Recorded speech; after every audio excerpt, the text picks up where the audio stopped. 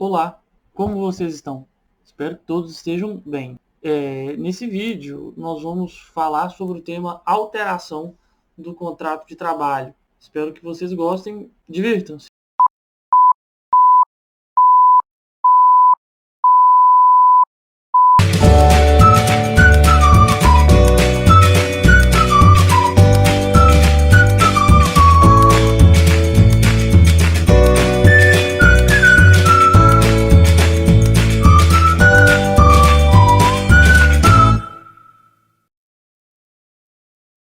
Então, o nosso tema de hoje é esse que está projetado agora na tela de vocês: a alteração do contrato de trabalho.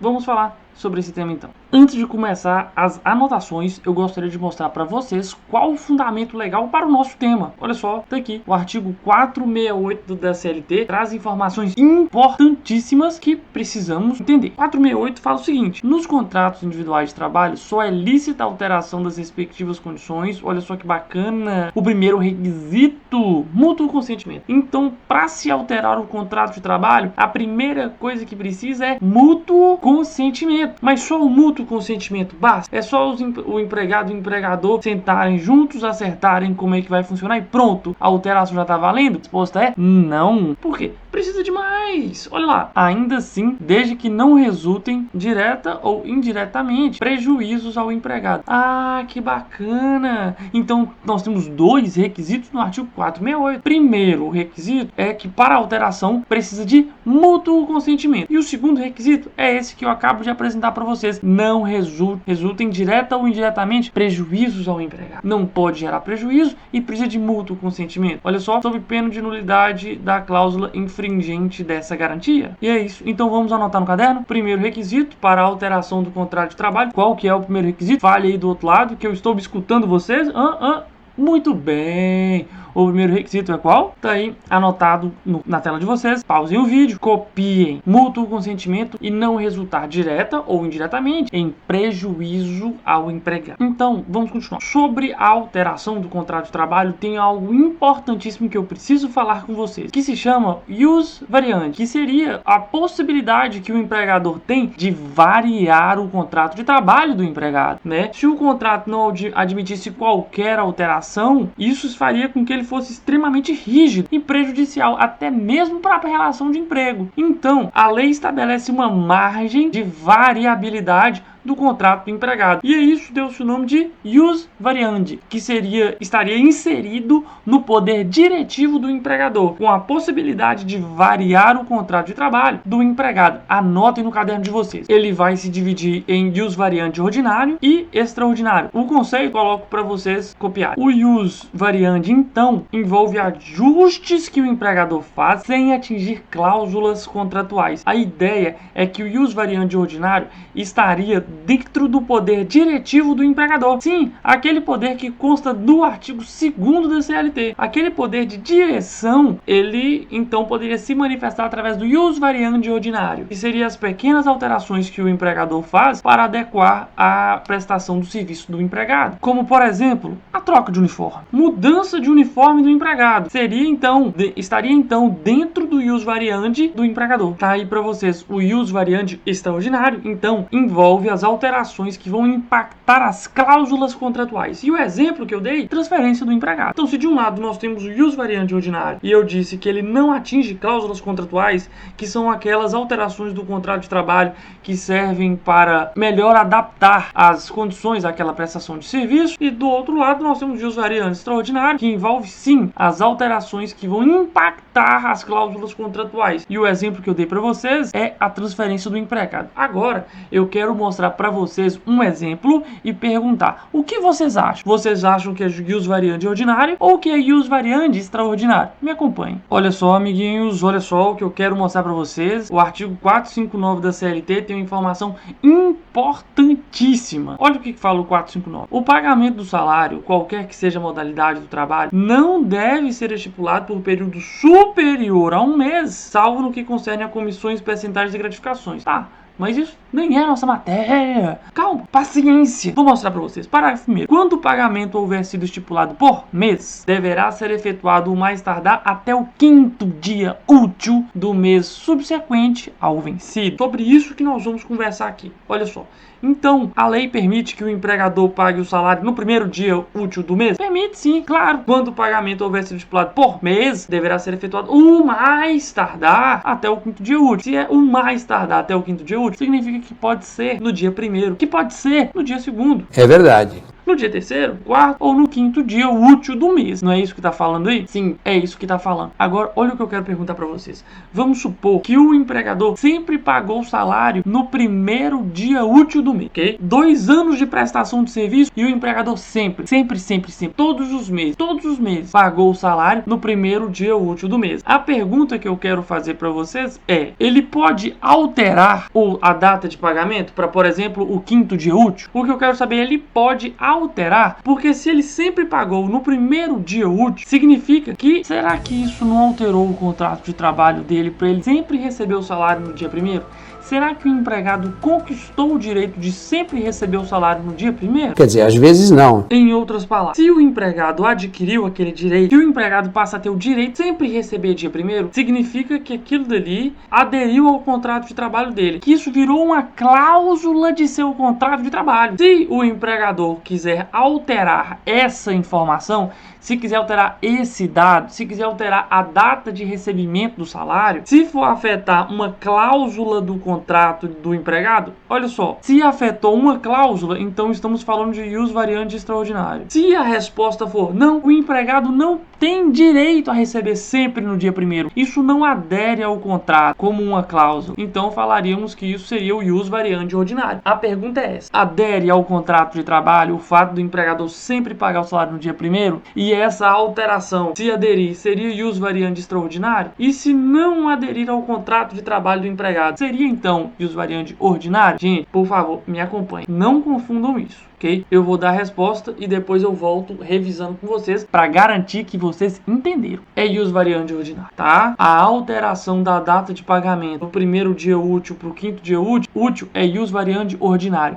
Por quê? Primeiro, o artigo 459, no seu parágrafo 1º, garante ao empregador o direito de pagar até o 5º dia útil. Isso, então, estaria inserido no seu poder diretivo. Seria, então, uma hipótese de ius variandi ordinário e não ius variandi extraordinário. Lembrando que o ius variandi extraordinário, nós vamos falar quando? Ius variandi extraordinário. Ius variandi extraordinário, nós vamos falar quando alterar uma cláusula contratual do empregado, tá certo? Um direito adquirido pelo empregado. Aqui não. Aqui, na verdade, o empregador tem a faculdade de pagar até o 5º dia útil do mês. Sendo assim, então, a hipótese nossa aqui é de ius variandi ordinário. Vamos fazer uma revisãozinha para garantir que tudo ficou guardado na cabeça? Rapidinho. Então, requisito para alterar o contrato são 2. Mútuo consentimento, há necessidade de mútuo consentimento e não pode resultar direto ou indiretamente em prejuízos para o empregado. Sobre a alteração, ainda existe um poder do empregador que faz parte, na verdade, do poder diretivo de poder alterar, de poder variar o contrato de trabalho do empregado.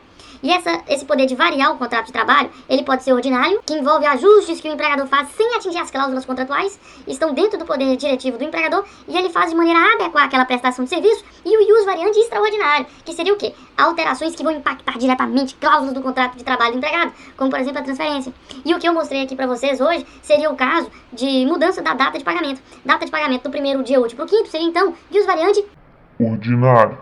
Olhem só o que fala a OJ 159 do TST. Diante da inexistência de previsão expressa em contrato ou instrumento coletivo, a alteração da data de pagamento pelo empregador não viola o artigo 468. Qual que é o artigo 468? 468 é esse daqui. 468 é justamente o artigo que traz aqueles 2 requisitos de mútuo consentimento e não pode trazer direto ou indiretamente prejuízo ao empregado, desde que observado o parágrafo único do artigo 459, ambos da CLT. E esse parágrafo único 459 da CLT é justamente aquele artigo que fala que tem que pagar até o 5º dia útil. Então, vamos entender o que fala essa OJ do TST. Então, olha só, se não tiver previsão expressa ou no contrato ou em um instrumento coletivo, a mudança na data de pagamento pelo empregador, desde que seja até o 5º dia útil, não viola o artigo 468 da CLT, ok? Então, vamos continuar. Assim, considerando considerando que essa pergunta é recorrente em prova, eu puxei aqui uma observação para vocês. A alteração da data de pagamento até o 5º dia útil, conforme artigo 459, parágrafo 1º da CLT, é ius variandi ordinário. E coloquei o texto da OJ 159 para que vocês não esqueçam. Então, inexistência de previsão expressa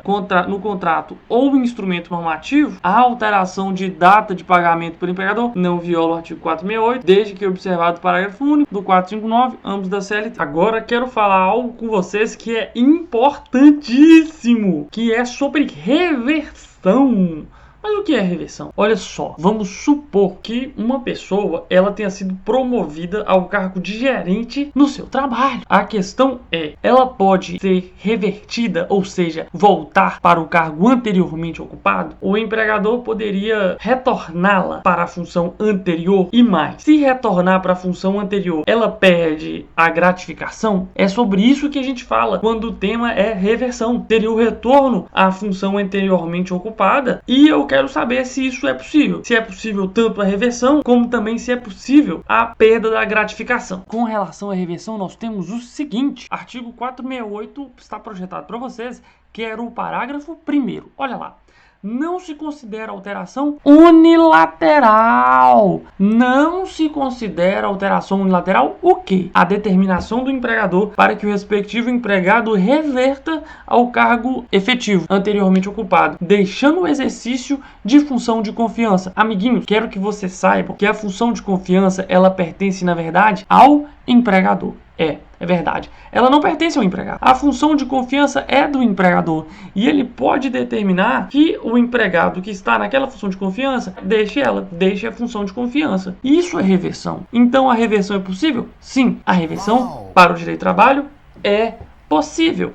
Agora, outra pergunta que eu tinha feito é extremamente importante. E qual que era? Se ocorrer reversão, o empregado perde a remuneração? Olha lá o que nós temos no parágrafo 2º do 468. A alteração de que trata o parágrafo 1º? Qual a alteração que trata o parágrafo 1º? Reversão. Com ou sem justo motivo. Atenção, a questãozinha de vocês vai estar falando assim, desde que tenha justo motivo, é possível isso, é possível aquilo, ou desde que não tenha justo motivo. Atenção, o artigo fala com ou sem justo motivo. Então, a alteração do parágrafo 1º, a reversão, com ou sem motivo, não assegura o empregado o direito à manutenção do pagamento da gratificação correspondente, que não será incorporada, independentemente do tempo de exercício da respectiva função. Então, em caso de reversão, o empregado vai sim perder a gratificação. Quero chamar a atenção de vocês aqui para algo muito importante. O parágrafo 1º, eu quero que vocês lembrem sempre que a reversão ela não é unilateral, porque vocês vão encontrar nas questões falando assim, apesar de se considerar como alteração unilateral, a reversão é possível. Se vocês marcarem que reversão é unilateral, olha só, errou! Isso é falso. Eu quero que vocês lembrem o texto da lei. E o texto de lei é muito claro. E ele fala que a reversão, ela não vai se considerar como alteração unilateral, ok? Então, tá aí. Olha só, coloquei algumas anotações para vocês. Primeiro, não é considerado unilateral e a reversão com ou sem justo motivo não assegura ao empregado o direito à manutenção do pagamento da gratificação correspondente, que não será incorporada independentemente do tempo de exercício da respectiva função. Olha essa questãozinha que eu encontrei no Que Concursos. Se liga, vamos resolver ela no final dessa aula, mas aqui eu quero dar uma pausa para mostrar para vocês esse item 4º aqui, que nós precisaríamos julgar como certo ou como errado. E olha só o que nós encontramos nessa questão. Considera-se alteração unilateral a determinação do empregador para que o respectivo empregado reverta ao cargo efetivo. Exatamente o que eu acabei de falar com vocês. Reversão não é considerado unilateral. Exatamente, eles tiram um não, ó. Não se considera alteração unilateral. Assim que seria o correto. Atenção, reversão não é considerado ato unilateral. Existe aqui um termo importantíssimo. que é o seguinte: pode ser que eles coloquem a palavra rebaixamento no lugar de reversão. Eu quero saber se reversão e rebaixamento têm o mesmo sentido. Tem o mesmo sentido? Olha, se reversão é voltar o empregado para a função anteriormente ocupada e isso leva à redução do salário e o empregador sempre pode fazer, parece que reversão e rebaixamento têm o mesmo sentido. É verdade. Quer dizer, às vezes não. Mas isso não é verdade. Rebaixamento e reversão não são sinônimos aqui para o nosso queridíssimo direito do trabalho. Porque o rebaixamento, ele tem uma ideia de que ele é punitivo. O rebaixamento seria o empregado ocupar uma função menor por uma punição. E isso não é possível no direito do trabalho. Então, olha só, reversão? Sim, reversão é possível. Rebaixamento, não. Rebaixamento seria, então, ocupar um cargo abaixo como punição. Vamos lembrar quais são as punições possíveis dentro do direito do trabalho? Manifestação do poder disciplinar do empregador. Alcança o quê? Com previsão na CLT. Fala aí comigo. Punições que o empregado pode sofrer sanções decorrência do poder disciplinar do empregador. Eu quero aquelas que têm previsão na CLT. Fala aí pra mim que eu vou ouvir. Eu consigo ouvir daqui, hein? Falou advertência. Advertência não tem previsão na CLT. Quero que vocês saibam disso. Advertência não tem previsão na CLT. Mas é possível. É possível porque é uma punição mais branda. É uma norma costumeira. A advertência é sim possível, mas sem previsão na CLT. Quais, então, tem previsão na CLT? 1. Suspensão de até 30 dias. E se suspender por prazo superior a 30 dias, importa em rescisão injusta do contrato de trabalho. E 2. Justa causa. Justa causa nos termos do artigo 482 da CLT. Então, duas punições previstas na CLT, justa causa e suspensão, e uma terceira que seria possível, mas sem previsão na CLT, como uma norma mais branda, mais favorável para o empregado, uma norma costumeira, advertência. Sim, é possível. Percebam que rebaixamento não está em uma das hipóteses de punição. Rebaixamento, então, para o direito do trabalho, não é possível, ok? Reversão, sim, possível. Rebaixamento, não. Tá aí projetado na tela de vocês, aqui embaixo, essa parte de rebaixamento que acabei de falar com vocês. Olha só, então é o retorno do empregado ao cargo anterior, mas agora é com caráter punitivo. E como eu já disse, não é aceito, não é possível o rebaixamento para o direito do trabalho. Tudo bem? E agora vou começar com vocês um tópico novo, com o título teletrabalho. Dentro do tema teletrabalho, nós também encontramos alguns artigos que se referem justamente sobre a alteração do contrato. Vamos dar uma olhada? O que está projetado para vocês agora é o texto da CLT e é ele que nós vamos analisar nesse momento. Já como eu falei que o tema teletrabalho também tem alguns artigos que falam sobre alteração do contrato, eu quero mostrar para vocês primeiro alguns artigos aqui conceituais sobre o tema teletrabalho. Vamos lá. Olha, primeiro o 75B da CLT vai falar o seguinte: considera-se teletrabalho a prestação de serviços preponderantemente fora das dependências do empregador, com a utilização de tecnologias de informação e de comunicação que, por sua natureza, não se constituem trabalho externo. Parágrafo único. O comparecimento às dependências do empregador para a realização de atividades específicas que exijam a presença do empregado no estabelecimento não descaracteriza o regime de teletrabalho. E aqui no 75C, nós encontramos a parte de teletrabalho que vai falar também sobre alteração, que seria a ideia de alguém que está no trabalho presencial ir para o trabalho remoto, ir para o home office, ir para o teletrabalho, ou alguém que está atualmente no teletrabalho e que vai passar para o trabalho presencial. É possível? A resposta é sim, é possível a alteração do trabalho presencial para o teletrabalho ou do teletrabalho para o presencial. E essas informações, elas constam aqui no artigo 75C da CLT, nos seus parágrafos 1º e 2º. E é sobre eles que nós vamos falar nesse momento. Me acompanhe aqui no parágrafo 1º. Poderá ser realizada a alteração entre o regime presencial e de teletrabalho, desde que haja mútuo acordo entre as partes, registrado em aditivo contratual. Poderá ser realizada a alteração do regime de teletrabalho para o presencial por determinação do empregador, garantindo prazo de transição mínimo de 15 dias, com correspondente registro em aditivo contratual. Então, olha só, no parágrafo 1º vai falar da alteração do regime presencial e teletrabalho. E no parágrafo 2º do teletrabalho para o presencial. Vamos anotar então, porque existem esses requisitos e eles precisam ser decorados. Vamos lá. Estou projetando para vocês algumas informações sobre o teletrabalho. São informações importantíssimas e peço que vocês anotem. Pause o vídeo. Eu vou abaixar aqui um pouco a tela para vocês terminarem de copiar. Importantíssimo. Olha só, então vamos lá, teletrabalho. Prestação de serviços preponderantemente fora das dependências do empregador, com utilização de tecnologias de informação e de comunicação que, por sua natureza, não constituam um trabalho externo. Bem, coloquei para vocês, dê uma olhada. Poderá ser realizada a alteração entre regime presencial e de teletrabalho. Então, para se alterar entre o regime presencial e o de teletrabalho, o que precisa?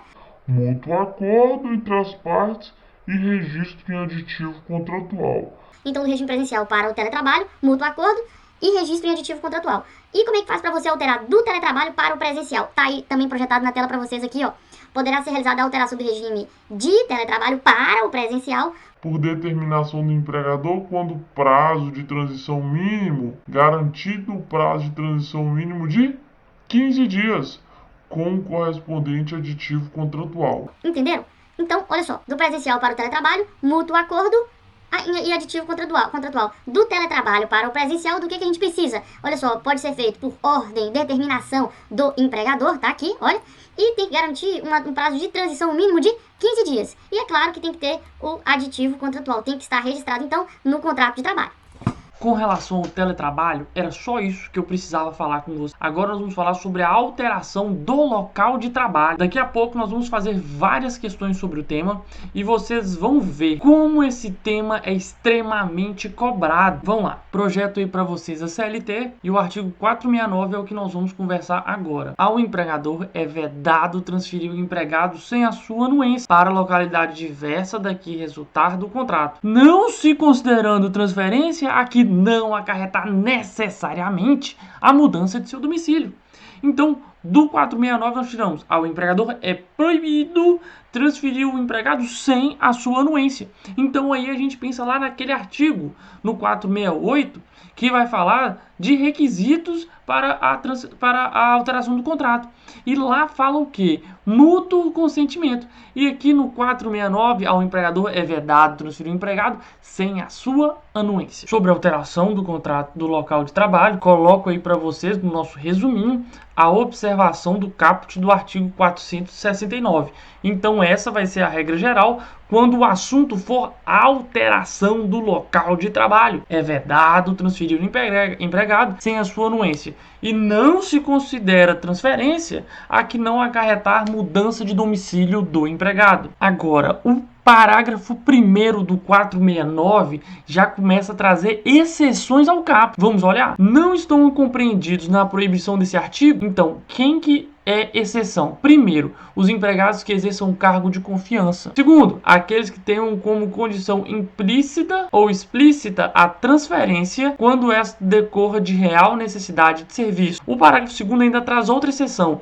É lícita a transferência quando ocorrer a extinção do estabelecimento em que trabalhar o empregador. O parágrafo 3º traz outra observação importantíssima, que é sobre a real necessidade de serviço e sobre a questão do adicional de transferência. Atenção, vamos lá, antes de colocarmos o nosso resuminho. E o parágrafo 3º fala o seguinte: em caso de necessidade de serviço, o empregador poderá transferir o empregado para localidade diversa da que resultar o contrato, não obstante as restrições do artigo anterior. Mas nesse caso, olha só, amiguinhos, olha só, ficará obrigado a um pagamento suplementar nunca inferior a 25% do salário que o empregado percebia naquela localidade enquanto durar a situação. Então, quero fazer algumas observações com vocês sobre aqui os parágrafos do artigo 469. Então, o 469 caput trouxe a regra geral. Trouxe a regra geral de quem é vedado transferir o empregado sem a sua anuência. E não é transferência, não será considerado transferência se não acarretar necessariamente a mudança do domicílio. Então, o parágrafo 1º, ele trouxe algumas exceções.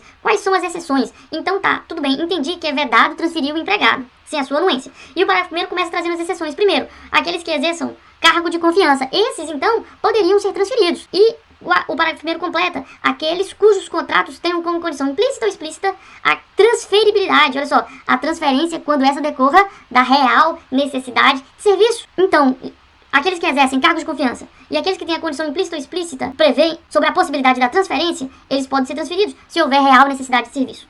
O parágrafo 2º continua trazendo as exceções e ele vai trazer uma questão sobre a extinção do estabelecimento. Com relação ao parágrafo 2º, eu quero lembrar vocês de um princípio do direito do trabalho. Princípio da continuidade. Vai prevalecer então a possibilidade de transferência do empregado para o outro estabelecimento, quando ocorre a extinção de um estabelecimento, para que dê privilégio à continuidade da relação de emprego daquele empregado. E o parágrafo 3º, ele traz uma observação super importante, que é ele que traz a previsão do adicional de transferência, que não é de 25%, é pelo menos 25%, é nunca inferior a 25%. E existe uma condição para o recebimento desse adicional. Qual que é a condição? A condição é que a transferência seja provisória. Então, em uma transferência definitiva, não haveria o pagamento do adicional de transferência. Entenderam? Pegaram? Vamos anotar então no nosso caderno? Vamos lá. Olha só, o nosso resuminho sobre alteração do local de trabalho está na tela de vocês. Eu vou descer para que vocês possam pausar e copiar a parte de baixo. Peço que vocês deem um pause, copiem essa parte, que eu vou abaixar a tela, ok? Pause. Vou abaixar a tela, olha. Então, essa aqui é a parte final. Deem pause de novo. Eu vou ler para vocês agora. Nosso resuminho, então, sobre a alteração do local de trabalho ficou assim. É vedado transferir um empregado sem a sua anuência. Não se considera transferência que não acarreta mudança de domicílio. E pode transferir quem? Os empregados que exerçam cargo de confiança e aqueles cujos contratos tenham como condição implícita ou explícita a transferência. Quando essa decorre, olha só, real necessidade de serviço. 2. Quando ocorrer a extinção do estabelecimento em que trabalha o empregado em decorrência do princípio da continuidade da relação de emprego. 3. Em caso de necessidade de serviço, o empregador poderá transferir o empregado para localidade diversa da que resulta o contrato, não obstante as restrições do artigo anterior. Mas nesse caso, ficará obrigado, olha que bacana, o empregado então vai ter um benefício, um pagamento suplementar, nunca inferior a 25% dos salários que o empregado percebia naquela localidade enquanto durar a transferência, essa situação. A observação que eu faço com vocês é que o pagamento desse adicional aí de pelo menos 25%, ele vai ter um requisito que é qual? A provisoriedade da transferência. Se ela for definitiva, não há pagamento desse adicional. Dando continuidade ao nosso assunto, coloco para vocês a súmula 29 do TST e ela fala o seguinte: empregado transferido por ato unilateral do empregador para o local mais distante de sua residência tem direito ao suplemento salarial correspondente ao acréscimo da despesa de transporte. Apesar daqui usar a palavra transferido, eu quero lembrar vocês que transferência é aquela que o quê? Fala aí do outro lado que eu estou escutando vocês. Aquela que importar em mudança de domicílio. Mudança de domicílio do empregado. Apesar do texto da súmula deixar isso tudo muito duvidoso. Mas use o conceito técnico em que transferência importa o quê? Mudança de domicílio. E agora, para a gente terminar esse tópico e irmos fazer algumas questõezinhas no que concursos, quero mostrar para vocês a OJ. Isso daqui, gente, é OJ 113. É uma orientação jurisprudencial da SDI 1 do TST. E eu quero começar a ler com vocês essa parte aqui de baixo. Ó. O fato de um empregador exercer cargo de confiança ou a existência de previsão de transferência no contrato de trabalho não exclui o direito ao adicional. Qual adicional? Aquele de no mínimo 25%. Aí, olha que delícia essa parte aqui, amiguinhos. O pressuposto legal apto a legitimar a percepção do mencionado adicional é o quê? É a transferência ser provisória. Então, quem é que pode receber o adicional de transferência? Aquele que for transferido de maneira provisória. Pegaram a ideia da questão? Pegaram? Então, vamos para o que é concurso? Me acompanhe. Primeira questãozinha que projeto para vocês. Suponha que determinado empregado tenha sido contratado por uma indústria do setor alimentício para trabalhar na capital do estado. Local da sede da empresa. Ocorre que, posteriormente, a empresa decidiu transferir o referido empregado para uma cidade no interior, onde possui uma filial, realizando a mudança do local de trabalho de forma unilateral, sem a concordância do empregado. De acordo com as disposições da CLT que disciplinam o tema, a transferência unilateral seria possível. Vamos lá. A. Apenas na hipótese de mudança de sede da empresa? Não. B. Caso o referido empregado exerça cargo de confiança? Pronto, já achei a resposta.